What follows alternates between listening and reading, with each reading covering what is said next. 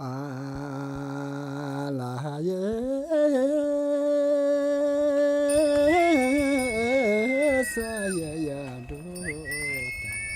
we're here in the heart of the Gama Valley, which is one of the hidden valleys of Artemisia. It's one of the Belus, or one of these sanctuaries, created in both mystic and physical space by Guru Rinpoche when he brought the Dharma to Tibet in the 9th century. And these spaces both exist as physical refugia during times of crisis, but more importantly, they're metaphysical sanctuaries. And as Guru Rinpoche sowed these sacred valleys along the crest of the Himalaya, as if upon a bone of the earth itself, the skeleton of the earth itself, these became places where of tremendous spiritual significance. To meditate for a day in the Gama Valley was to meditate for 1,000 years anywhere else in the world. To enter the valley was to enter a radiant Buddha field that had quelled all the mountain deities and brought into being the possibility of a transcendence of the human spirit. So these valleys were, from the Buddhist perspective, this is what made it sacred. Mt Everest, Chomolangma, was never a sacred mountain. It was the environs of the flanks of Everest, the path of the pilgrims, that sanctified the landscape.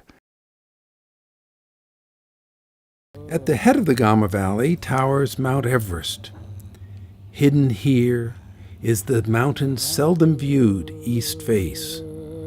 This is the largest side of the mountain, whose name local Tibetans call Qomolangma, goddess mother of the snows. Mt Everest's spectacular eastern side. Next to Qomolangma is Lhotse, the fourth highest. Further down the ridge is Makalu, the fifth highest mountain in the world. And standing outside the valley is Qomolangma, the world's third highest summit. But it is Chomolonzo that towers over the valley, here, as we see, growing into morning light from sunrise. Everest's hidden valley is entered only by crossing passes that are at half atmospheric pressure. To enter is hard work, where wind-driven snows close entry for much of the year, and the weather can always surprise. In this one valley, you have a transect of the richness of life, from the subtropics through the warm temperate, through the cold temperate, to the alpine, to the Arctic-like summits of the world's highest peaks. So we are right now in the Gama Valley. It's in the heart of the Himalaya, the core of the fastest growing, highest mountain range in the world. With incredible geology here, you have these amazing mountains rising higher than anywhere else in the world at a more rapid rate, and they're also being eroded at a more rapid rate. You have incredible earthquakes going on here. You have ice fields and glaciers coming down. We hear landslides and avalanches every day. Gama Valley. As a giant spectrum exists in the geology, so too is the biology of the valley. The diversity of nature here can be seen through flowers. 12 species of rhododendron ascend the valley. Tall trees with giant blossoms at the valley floor in the warm temperate zone. Bushes higher up in the cold temperate areas. Then shrubs above the tree line in the alpine zone.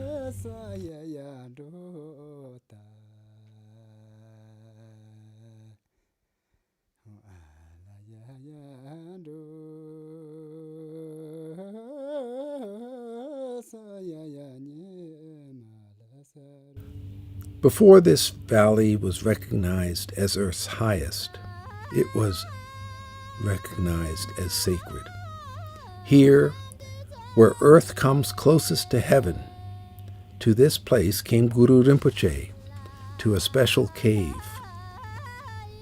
We are walking toward his cave along the shores of a sacred lake, where if the pilgrim pauses and can look onto the still waters and sees one's own reflection, then self-understanding comes.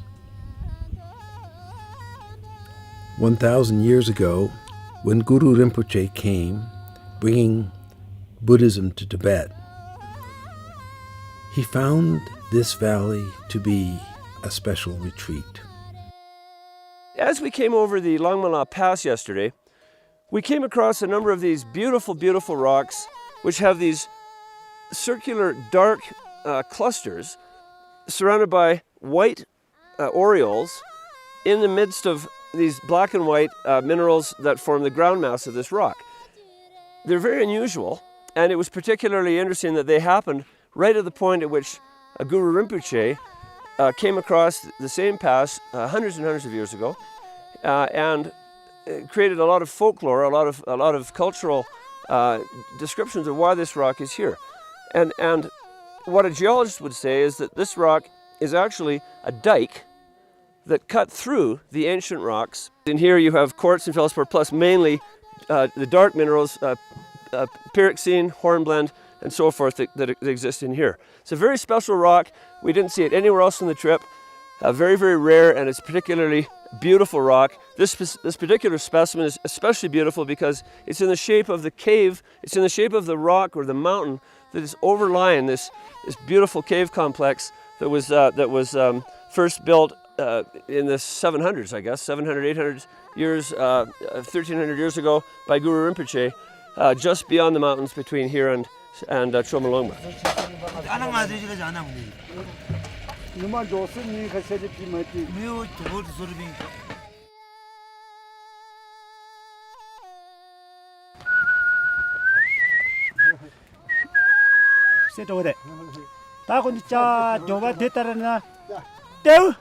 Yo sak yuk pe kan tu pe yo sak yo sak.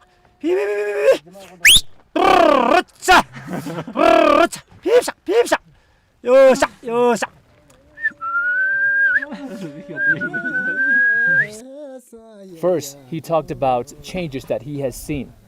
He was saying that in former time, when his grandpa and his great-grandpa's time, people lived a life by cutting trees and digging up those herbs, like medical herbs.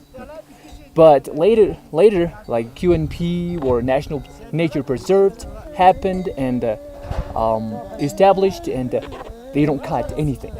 And he has actually worked for protecting a forest for 10 years at Sakatan. And he has seen that it's just growing, that the trees are growing. So that's the first part. And second part, it is now we have a lot of tourists because of QNP and because the preservation here is becoming one of the most beautiful places in the world. So a lot of tourists is coming. The Gama Valley in the Chomolangma, or Mt Everest National Nature Preserve, equals in size the country of Denmark. It is 3 times larger than America's Yellowstone National Park. And this large national park connects across the border in Nepal to 5 protected areas. Created has been a total area of conservation equal in size to Switzerland. And working with them is a new type of villager, a change agent, termed Pendaba. The Pendaba's job is to help the villagers and also to teach the people about conservation practice. People are partners with the government here in this national park. While the initiative to create the park came from me, an outsider, it was with and by the government that the decision was made. But once the national Chinese government, then the local Tibetan government, all saw the value, an exciting partnership was formed. The Tibetan Buddhist tradition has nourished the people with an understanding of the deepest values, of their place with the land, of their place with the larger meaning of life, and it gives them patience to go forward.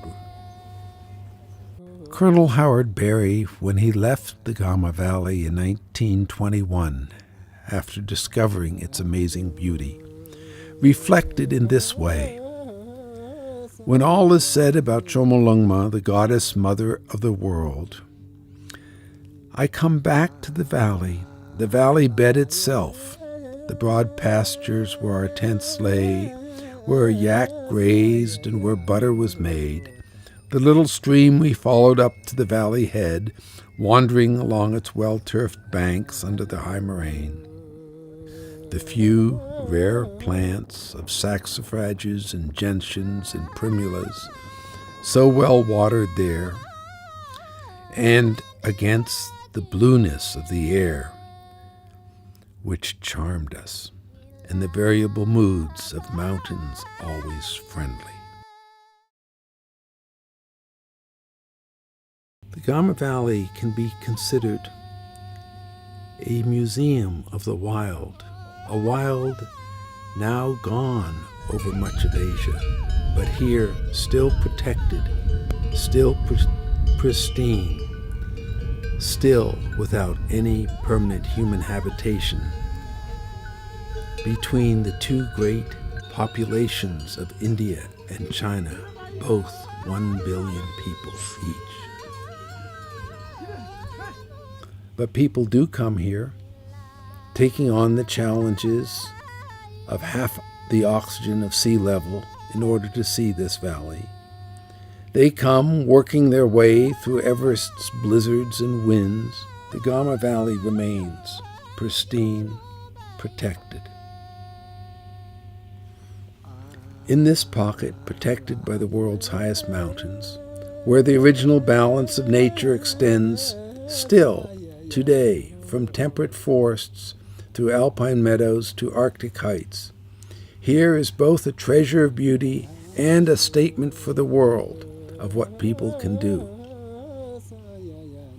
The highest place on the planet as a statement for perhaps the most urgent need on the planet, to hold to balance with Earth's forces.